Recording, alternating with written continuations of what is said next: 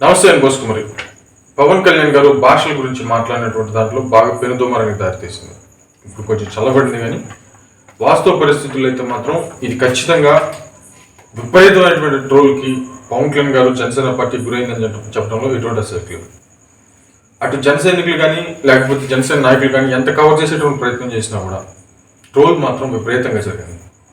చాలామంది, అంటే ఒక రకంగా చెప్పాలంటే కాశ్మీర్ నిద్ర లేచింది అన్నట్లుగా చాలామంది న్యూట్రల్ పేరుతో ఉండేటువంటి చాలామంది వ్యక్తులు కూడా ఇది ఒక మంచి స్టఫ్ అయిందని చెప్పడంలో ఎటువంటి అసలు లేదు. మంచి భోజనం దొరికింది వాళ్ళకి.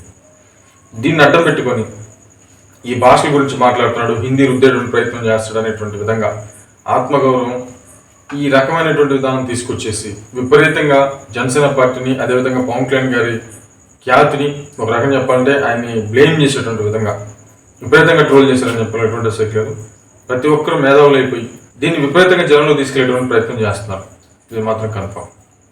ఒకటైతే క్లారిటీ ఏంటంటే హిందీ భాషని ఖచ్చితంగా తీసుకొస్తారా తీసుకురారా, అది అవుతుందా లేదా అనేటువంటి విషయాన్ని తీసుకుంటే నేను ఇంతకుముందు వీడియోలు కూడా చేశాను. అది అసాధ్యమైనటువంటి పని. అయినా కూడా పవన్ కళ్యాణ్ గారు ఎందుకు మాట్లాడారు, ఎందుకు ఆ టాపిక్ని తీసుకొచ్చారు అనేటువంటి విషయానికి సంబంధించి ఖచ్చితంగా క్లియర్గా ఈ విషయం చెప్పడానికి ఈ వీడియో చేస్తున్నాం. ఇది చాలా ఇంపార్టెంట్ వీడియో. ఈ సబ్జెక్ట్కి సంబంధించి మాత్రం ఇక్కడ 3 రాజకీయాలు ఉంటాయి. ఒకటి కేంద్ర రాజకీయం, 2 ఓటర్లు ఆడేటువంటి రాజకీయం, 3 రాష్ట్ర రాజకీయం. ఈ మూడింటి నడుమే ఇప్పుడు జరిగినటువంటి వివాదం. ఒకటైతే క్లారిటీ గుర్తుపెట్టుకోండి, ఆంధ్రప్రదేశ్కి కేంద్రం అవసరం కంపల్సరీగా ఉంది. కేంద్రానికి ఆంధ్రప్రదేశ్ యొక్క నాయకత్వం యొక్క అవసరం ఖచ్చితంగా ఉంది. ప్రజలకి ఖచ్చితంగా రాష్ట్రంతో కేంద్రంతో ఇద్దరితోటి పని ఉంది. కాబట్టి ఎవరికి తగ్గటువంటి వేలో వాళ్ళు వెళ్తున్నటువంటి టైంలో ఖచ్చితంగా అవుతున్నటువంటి విపక్షాలు ఏవైతే ఉన్నాయో వాళ్ళు దీన్ని రాజకీయ కోణంలో తీసుకెళ్లేటువంటి ప్రయత్నం ఖచ్చితంగా చేస్తారు. దీంట్లో వేరే సెక్షన్ లేదు. ఒకటైతే ఇక్కడ రాజకీయం జరుగుతుంది అనేది మాత్రం ఖచ్చితంగా వాస్తవం ఈ భాషలకు సంబంధించి. ఇదే కాదు, ముందు రోజుల్లో ఇలాంటివి చాలా ఉండబోతున్నాయి. అయినా కూడా పవన్ కళ్యాణ్ గారి చరిత్ర బాగా తెలిసినటువంటి వ్యక్తి, భాషలు కానీ సంస్కృతులు కానీ, అలాంటి వ్యక్తి కూడా ఎందుకు అలా మాట్లాడడానికి ఇక్కడ రాజకీయ విషయమే ఉంది, రాజకీయం ఉంది దీంట్లో. ఒకసారిగా చంద్రబాబు నాయుడు గారు పవన్ కళ్యాణ్ గారు ఇద్దరు కేంద్రాన్ని అడ్డం పెట్టుకొని నిధులు సమకూర్చుకొని ఆంధ్రప్రదేశ్ లో ప్రజలకు ఇచ్చినటువంటి హామీలని నెరవేర్చి తద్వారా మళ్ళీ 2029లో అధికారంలో రావాలని కోరుకుంటారు. ఇది ఎవరైనా కాదంటారు? ఖచ్చితంగా వాస్తవం. కేంద్ర సహకారం లేనిదే ఇప్పుడు ఆంధ్రప్రదేశ్ ఉన్నటువంటి పరిస్థితుల్లో ఖచ్చితంగా 2029కి మళ్ళీ ముందుకు వెళ్ళాలి అంటే కేంద్ర సహకారం లేకుండా జరిగే పనేనా? ఇది ప్రాక్టికల్. దీంట్లో రాజకీయం ఎలా వస్తుంది అని అంటే ఇప్పుడు కేంద్రానికి వీళ్ళ అవసరం, వీళ్ళకి వాళ్ళ అవసరం. వీళ్ళు మనల్ని ఉపయోగించుకుంటున్నారు అనేటువంటి విషయం కేంద్రానికి తెలియదా? ఖచ్చితంగా తెలుసు. కానీ వాళ్ళు తప్పించుకోలేనటువంటి పొజిషన్. గత 10 సంవత్సరాలు తప్పించుకున్నారు, కానీ ఇప్పుడు తప్పించుకోలేనటువంటి పొజిషన్. ఎందుకంటే ఆంధ్రప్రదేశ్ యొక్క ఎంపీల సపోర్ట్ కావాలట. కాబట్టి వాళ్ళు మనల్ని ఉపయోగించుకుంటున్నారు. కాబట్టి మన చిరకాలి కోరిక ఏదైతే ఉందో హిందీని మొత్తం దేశం మొత్తం ఏక భాష చేయాలి అనేటువంటి విధంగా, జాతీయ భాష, అధికార భాష కాకుండా జాతీయ భాషను చేసేయాలి అనేటువంటి కోణంలో ఇప్పుడు మనం ఎగ్జాంపుల్కి చెప్పాలంటే ఒకరు లెటర్స్ రాసుకుంటున్నప్పుడు జగన్మోహన్ రెడ్డి గారు అప్పుడప్పుడు ముఖ్యమంత్రి గారికి లెటర్స్ రాస్తుంటాడు, ఇది ఇట్లా అన్యాయం అయిపోయింది అది అని చెప్పి. అది కూడా హిందీలో రాయాలి. ఎగ్జామ్స్ పేపర్స్ కానీ లేకపోతే సివిల్స్కి సంబంధించిన ఎగ్జామ్స్ కానీ అన్నీ కూడా హిందీలోనే ఉంటాయి. హిందీ అనేది జాతీయ భాష అయిపోతుంది. ఇది చేయాలనేది ఖచ్చితంగా మోదీ గారి కోరిక. దీనికి మళ్ళీ ఇంకొక టర్మ్ అవుతుందో లేదో, గెలుస్తారో లేదో తెలియదు. ఇప్పుడు 15 సంవత్సరాలు ప్రజలు ఖచ్చితంగా ఈసారి మార్పు కోరుకోవచ్చు కంపల్సరీగా. ఈ విషయం మోదీ గారికి తెలుసు. కాబట్టి ఈ లోపలే చేయాలి అనేటువంటి విధంగా. ఎందుకనంటే మనకి స్వతంత్రం వచ్చిన తర్వాత, వచ్చిన దగ్గర నుంచి కూడా జరుగుతున్నటువంటి రచ్చ ఇది. ఇప్పుడు జరుగుతున్న రచ్చ కాదు ఇది. మోదీ గారు ఫస్ట్ నుంచి ఆయన పంద ఒకటే.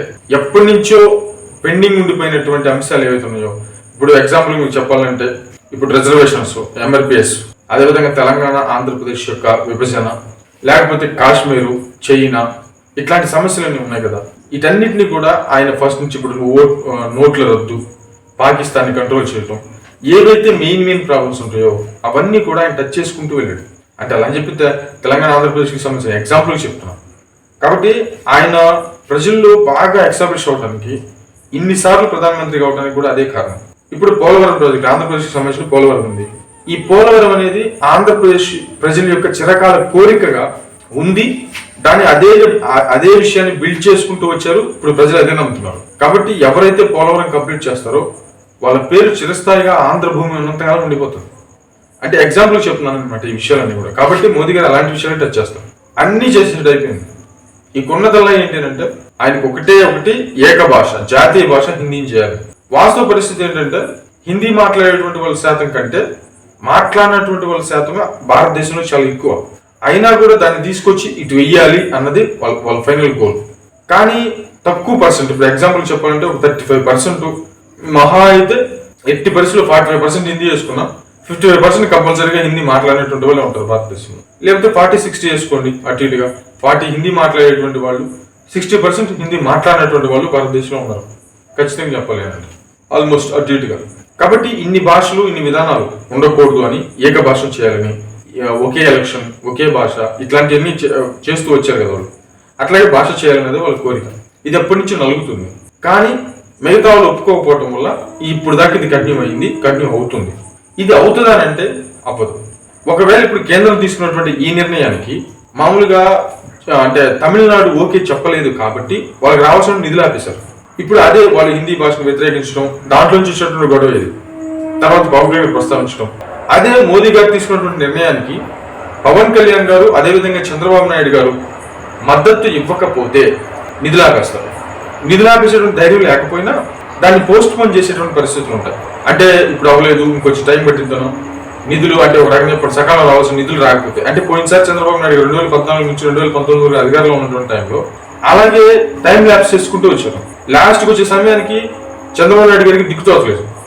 అంటే ప్రత్యేక హోదా ఇవ్వలేదు, ప్రత్యేక ప్యాకేజ్ అన్నారు, టైం అయిపోతుంది, మొత్తానికి అయితే చేయాల్సిన పనులు ఆగిపోయినాయి, ఏదో ఒకటి ముందు తీసేసుకుని తర్వాత కట్టేస్తే తర్వాత తెలుగుదేశం పార్టీ సేఫ్ గా ఉంటుంది అనేటువంటి కోణంలో చూసిన ఆ ప్రత్యేక ప్యాకేజీని కూడా లేట్ చేశారు.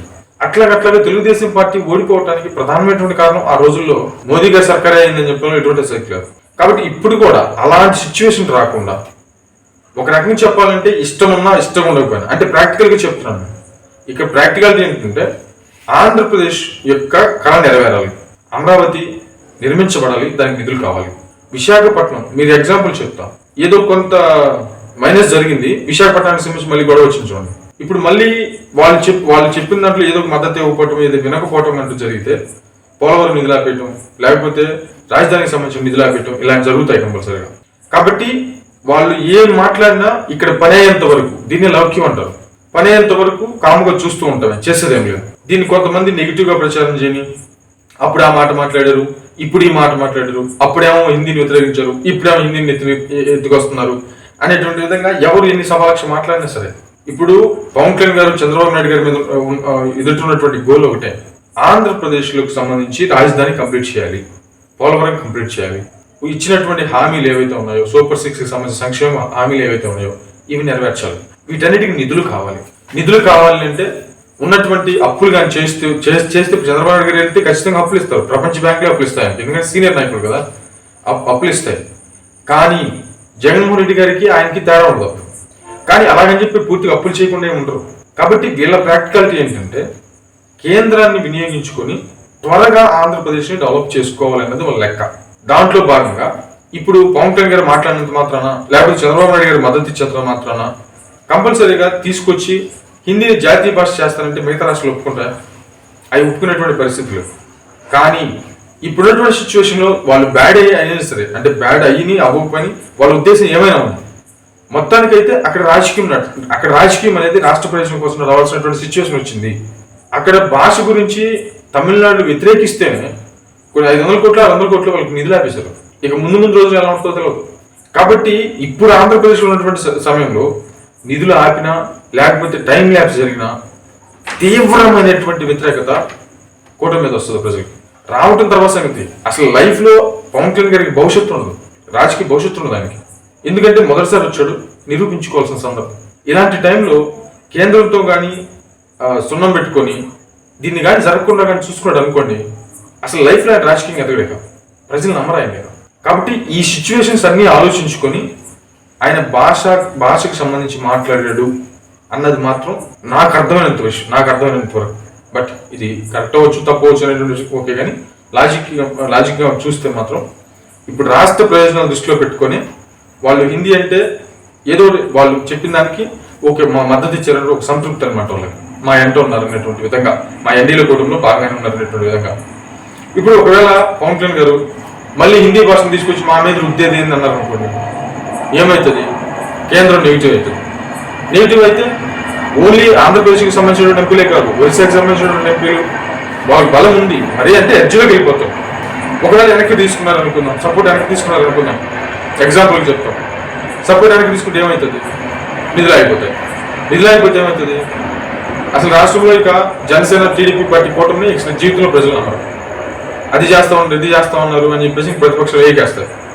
కాకపోతే ఈరోజు కుహానా మేధావులు అనేటువంటి వాళ్ళు కొంతమంది బయటకు వచ్చి న్యూట్రల్ అని చెప్పి చెప్పుకునేటువంటి సన్నాసి విధానం ఒకటి బయటకు వచ్చి ఏదో రకంగా బురదలేటువంటి ప్రయత్నం చేయటం, అంటే దీంట్లో రాజకీయం లేదా అంటే ఖచ్చితంగా ఉంది. దేనికోసం ఉంది అని అంటే ఇప్పుడు ఆంధ్రప్రదేశ్ ఉన్నటువంటి సిచ్యువేషన్స్ లో తప్పట్లేదు. 40% ఉన్నటువంటి హిందీ భాషను తీసుకొచ్చి 60% ఉన్నటువంటి పీపుల్ మీద రుద్దేటువంటి ప్రయత్నం చేయటమో లేకపోతే చేద్దాం అనుకోవటము. అంబేద్కర్ గారు గాంధీజీ గారి వల్ల అవ్వలేదు, వాస్తవంగా చెప్పాలంటే ఆ టైంలోనే అవ్వలేదు. ఇప్పుడు వీళ్ళు ఒప్పుకుంటారా? ఖచ్చితంగా ఒప్పుకోరు. ఒకవేళ అయ్యేటువంటి సిచ్యువేషన్స్ వస్తే చాలా రూల్స్ అండ్ రెగ్యులేషన్స్, దానికి ఒక విధానం, దానికి ఒక పద్ధతి, చాలా పెద్ద టైం టేక్ ప్రాసెస్. దీని మీద వివాదం చేస్తూ కూర్చుంటే ఏదో ఇప్పుడు కేంద్రానికి సపోర్ట్ కాకుండా అదేంది ఇదేంది మాట్లాడి వివాదం పెద్దదైపోతుంది. ఇప్పుడు తమిళనాడులో భాష మాట్లాడితే తప్పేంటనేటువంటి మాటకి మాట్లాడితే మహా అయితే కోహనా మేధలు మాట్లాడతారేమో, కాదు ఒక సపోర్ట్ ఇవ్వకపోతే అసలుకే అసలు వస్తుంది. దీనికోసం మాత్రమే ఈ భాషకు సంబంధించిన విధానం జరుగుతుంది. ఇది బలంగా నా అభిప్రాయం.